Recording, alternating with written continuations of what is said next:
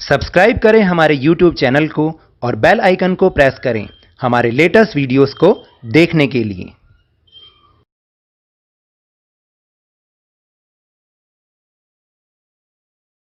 Hello and welcome to Lavneesh sir की क्लास। आज की ये शिक्षा निदेशालय राष्ट्रीय राजधानी क्षेत्र दिल्ली की वर्कशीट नंबर 26 जो कि कक्षा छठी के विद्यार्थियों के लिए है।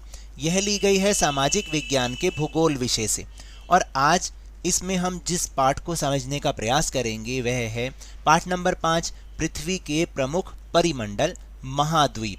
यानी आपको याद है ना, छुट्टियों से पहले भी हम इसी पाठ को समझ रहे थे और हम महाद्वीपों के बारे में समझ रहे थे।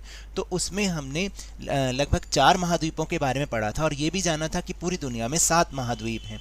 तो आज बाकी के महाद्वीपों के बारे में जानकारी इस वर्कशीट से हासिल करने की कोशिश करेंगे। तो चलिए शुरुआत करते हैं मेरे साथ और समझने की कोशिश करते हैं। तो देखिए यहाँ पर एक ग्लोब का चित्र दे रखा है जिसमें दुनिया के सारे महाद्वीप, जिसमें एशिया भी है, अफ्रीका भी है, यूरोप भी है, इनके बारे में हमने तो समझ लिया था। आज हम जिनके बारे में जानेंगे वो है उत्तर अमेरिका, दक्षिण अमेरिका, ऑस्ट्रेलिया और अंटार्कटिका। ये इन बाकी के 4 के बारे में आज हम जानकारी प्राप्त करेंगे। तो चलिए शुरुआत करते हैं हम उत्तर अमेरिका से या उत्तरी अमेरिका से। तो देखिए उत्तर अमेरिका यह विश्व का तीसरा सबसे बड़ा महाद्वीप है।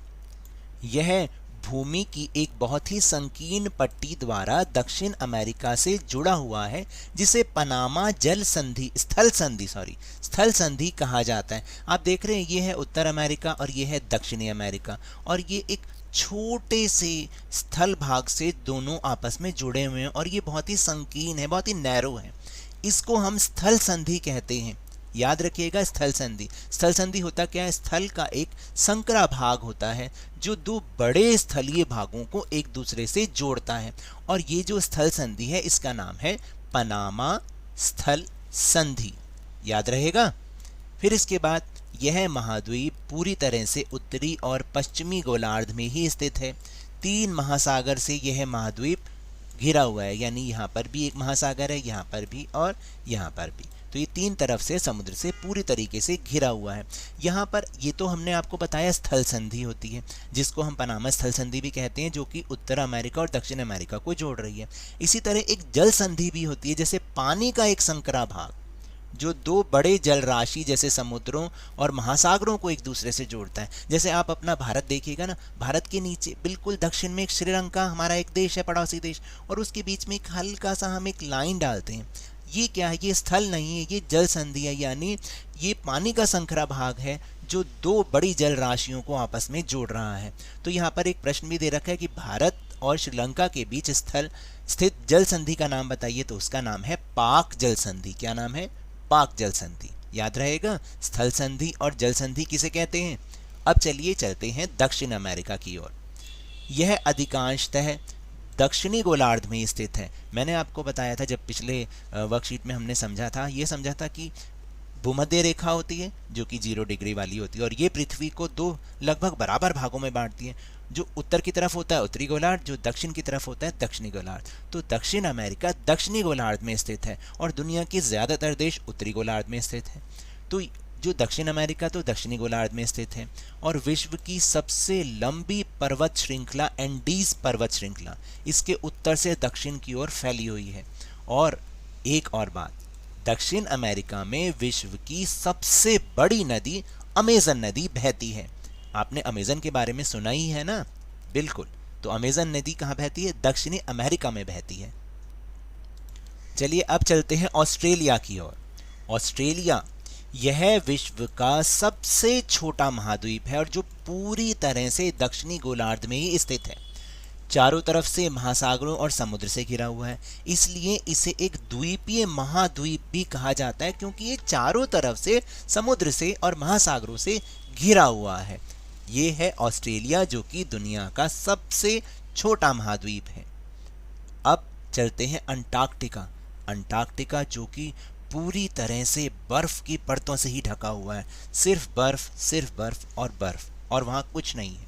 अंटार्कटिका यह एक विशाल महाद्वीप है और पूरी तरह से दक्षिणी गोलार्ध में ही स्थित है। दक्षिणी ध्रुव लगभग इस महाद्वीप के मध्य में स्थित है। जैसा कि यह दक्षिणी ध्रुव में क्षेत्र में स्थित है, ये स्थायी रूप से मोटी बर्फ की परतों से ही ढका रहता है। मैंने आपको बताया ना, यहाँ पे सिर्फ बर्फ ही मिलेगी और कुछ नहीं। यह स्थायी मानव निवास नहीं है। और जो अंटार्कटिका में कई देशों के शोध केंद्र हैं, यानी वहाँ पर जाके जो वैज्ञानिक हैं वो खोज करते रहते हैं। भारत में भी, भारत का भी जो शोध संस्थान है वो यहाँ पर है, यानी भारत से भी वैज्ञानिक वहाँ जाते हैं और अस्थायी रूप से वहाँ जाके खोज करके वापस आ जाते हैं। इन्हें मैत्री और दक्षिण गंगोत्री का नाम दिया गया है, यानी जो भारत के शोध संस्थान वहाँ पर स्थित है ना अंटार्कटिका में, उनका नाम है मैत्री और दक्षिण गंगोत्री। याद रहेगा। तो चलिए अब हम चलते हैं अपने प्रश्नोत्तर की ओर, जो कि बहुत ही आसान है। पहला प्रश्न, दुनिया का सबसे छोटा महाद्वीप कौन सा है? अभी अभी तो हमने समझा है, वो है ऑस्ट्रेलिया। इसके बाद स्थल संधि किसे कहा जाता है? हमने सबसे पहले यही समझा था कि स्थल संधि किसे कहते हैं। यह स्थल का एक संकरा भाग होता है जो दो बड़े स्थलीय भागों को एक दूसरे से जोड़ता है, यानी जो उत्तरी अमेरिका और दक्षिण अमेरिका को जो स्थल का एक पतला सा यानी संकरा सा भाग जोड़ रहा है, उसको हम स्थल संधि कहते हैं और उसका नाम है पनामा स्थल संधि। और इसके बाद है आखिरी प्रश्न, दुनिया का तीसरा सबसे बड़ा महाद्वीप कौन सा है? और वो है उत्तरी अमेरिका। तो देखा आपने, आज हमारी महाद्वीपों के बारे में जानकारी पूरी होती है। अब आप समझ ही गए होंगे कि दुनिया में 7 महाद्वीप हैं और सातों की अपनी अलग अलग विशेषताएं हैं।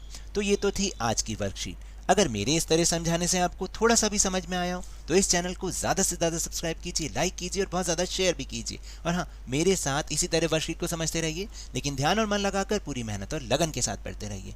और अगर आपको कोरोना वायरस से बचना है ना, तो मास्क जरूर लगा के रखिए, क्योंकि जब तक दवाई नहीं तब तक कोई ढिलाई नहीं। धन्यवाद।